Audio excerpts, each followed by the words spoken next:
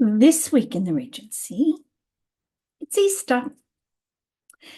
So we're putting off our normal carriages and other forms of transport, which happens usually in the third week of the month, to another time. I decided to look for an Easter that happened around the same time, and that brought me to 1816. Now, so much was going on in Easter. I had to bring it right down to London, and indeed, I ended up with just one newspaper, the Morning Post of the Tuesday after Easter. First of all, of course, we want to look at what are the royals doing? Well, the royals were at Windsor. Apparently, it was very bad weather. But this being Easter Sunday, the Bishop of Salisbury attended to perform divine service in the private chapel in the castle, in the room of the Archbishop of Canterbury.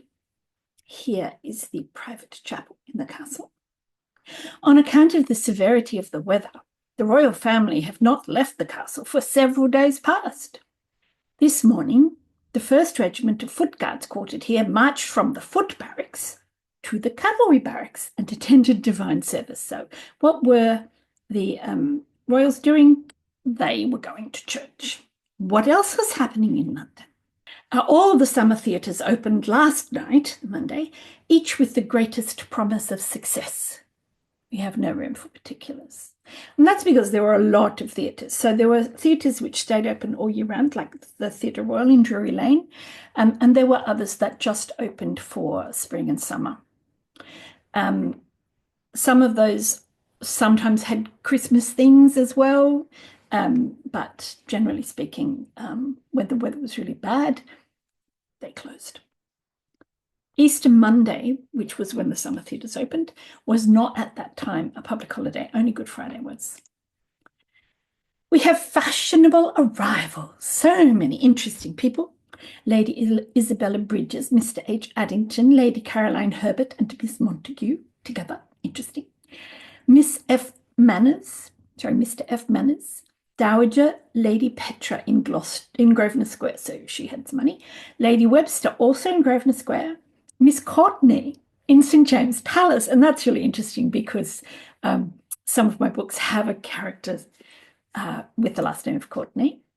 Captain and Miss Desborough, presumably brother and sister, in Hertford Street, Park Lane. Lady Montgomery at the Poultney Hotel. So Lady Caroline Herbert and Miss Montague, one of those was probably the other one chaperone. Perhaps they were very good friends. Why were so many people arriving? Because the season really got underway in spring. The season was based on the parliamentary terms in 1816. It started in February, but in most years it didn't start until after Easter. So people had got accustomed to coming to London after or on Easter. And by then the roads were passable depending on where you were coming from and how bad the thaw had been or the spring rains, but certainly better than during winter. We have, however, in London, these are all little things that are happening all over the place, but in London we have a big thing happening. And it's a big thing that happened every year, apparently. And this was an Easter Monday procession, dinner and ball hosted by the Lord Mayor in the city. So the City of London, the old City of London, is about a mile square. And it's the walled part of, it's still there, the walled part of London.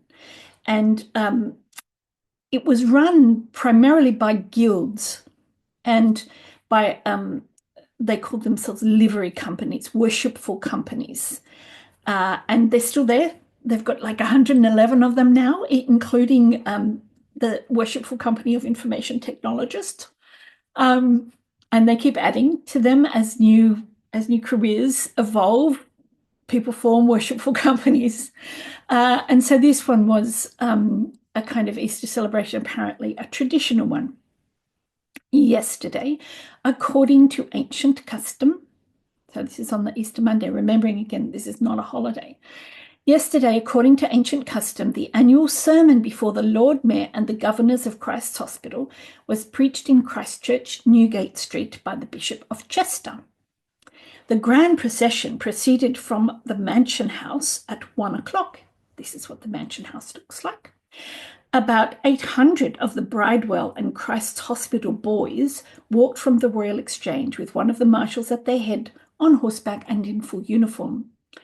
Now, Bridewell and Christ's Hospital Bridewell was exiting being a prison and turning itself into a school around this time, an orphanage and school, same with Christ's Hospital. Interestingly, only the boys walked, because I know that at least in Christ's Hospital they had girls at school as well.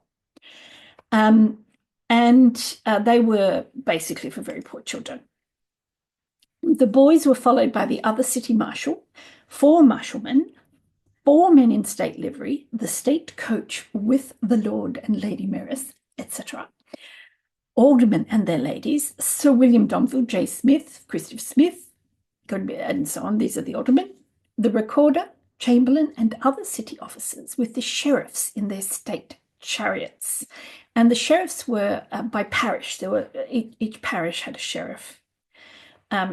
And this is before we have a police service. So although we have Bow Street runners at this point working for the magistrates in Bow Street Magistrates Court, we don't have police, and the sheriffs were the law and order. About 4 o'clock, the procession returned from Christchurch to the Mansion House, where the Egyptian hall was most beautifully illuminated with gas lights, so very modern, introduced into the glass chandeliers, with a crown and GR, George Rex, that's the king, Rex meaning king, over the grand velvet canopy, under which sat the Lord Mayor and Lady Mayoress, supported by their Royal Highnesses, the Dukes of Kent and Sussex. Now, it's interesting that the phrase supported by is there, because what's happening here is that within the bounds of the city itself, the old city, the Lord Mayor and Lady Mayoress are the top people. They'd be outranked by the king, but pretty much by nobody else. So although the Dukes of Kent and Sussex are in fact royal princes, they're brothers of the Prince Regent, they are supporting the Lord Mayor and Lady Mayoress. They're not there as the big people on the day. Miss Wood and Miss Seawood, that's Catherine Wood. Now, Lord Mayor was Matthew Wood, and so these are his and his wife's children.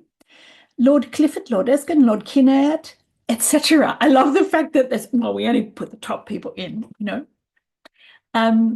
The Egyptian hall remains an enormous place. This is set up for a state dinner, but this particular dinner on the Easter Monday it's even more ornate than we see in the image.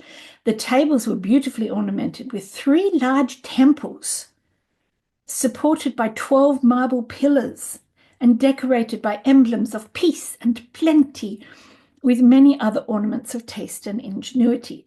Around the hall were busts of great men with their names under, and the article gives a list of the busts and who they were, mostly politicians and generals.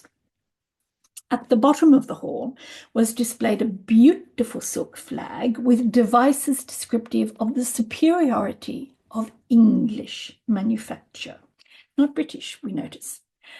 The following printed bill was laid upon every plate before dinner. The Right Honourable the Lord Mayor has been graciously pleased to grant the journeyman silk weavers of Spitalfields the favour of exhibiting their matchless specimen of double brocade weaving on the Easter festival in the Egyptian hall, and while they most gratefully acknowledge his lordship's kindness, humbly hope their endeavours will prove that British genius is inferior to none throughout the globe. Now, it's worth noting the difference between English and British is that the Spitalfield weavers, many of them were descendants of French weavers, Huguenot weavers, who came to England escaping religious bigotry.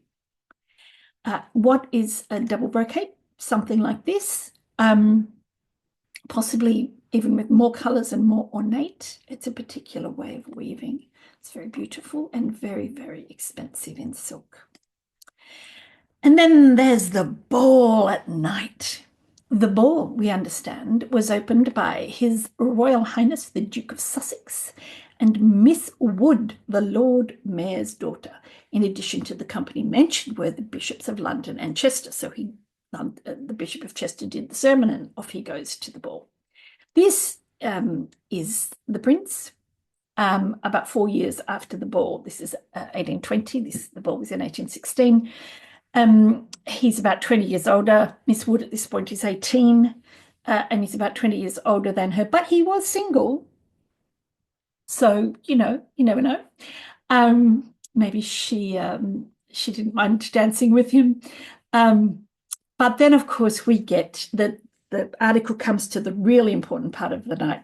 What did they wear? The Lady Mayoress, sapphire blue satin dress, richly embroidered in burnished and dead silver. I think that's really interesting. It's quite a different color when it hasn't been polished. The border to the drapery is interspersed with silver cornucopias containing flowers and tied up with bugles, silver cords, and Coburg tassels. A light, elegant flounce at the bottom of the petticoat. The body trimmed with point lace and diamonds. A beautiful plume of white and blue ostrich feathers, very expensive, with, wait for it, a profusion of diamonds. The dress was most magnificent. There was no way that Lady Mayoress was going to be outshone by the royals, clearly. So I had a look. I can't actually find out what a Coburg tassel was, but a bugle is not a brass instrument. In this context, a bugle is one of these. It's a bead, a long bead, a cylindrical bead that would have been at this point made of glass. What about the girls? Miss Wood, a pale pink crepe dress with a beautiful embroidered border in pearl beads, very appropriate for a debutante. The flounce at the bottom of the slip tastefully tied up with bead tassels to correspond, and they would have used the bugle beads. The tout ensemble was chastely elegant. Miss Catherine Wood, pale blue crepe dress embroidered with bugles, is a theme, in the same style as Miss Wood's. So just in case you're wondering about why there's a Miss Wood and a Miss Catherine Wood, the etiquette was that the oldest girl in the family was Miss, family name, Miss Wood. And then below that, they got their Christian name, Miss Catherine Wood. So you'll notice in Pride and Prejudice that Jane, as the eldest, is referred to as Miss Bennet, and Elizabeth is referred to as Miss Elizabeth Bennet, or if it's Caroline Bingley talking, Miss Eliza Bennet. So that was a big Easter Monday for 1816 in London. It was quite a week in the Regency. I'm Elizabeth Layden. I'll see you next week in the Regency.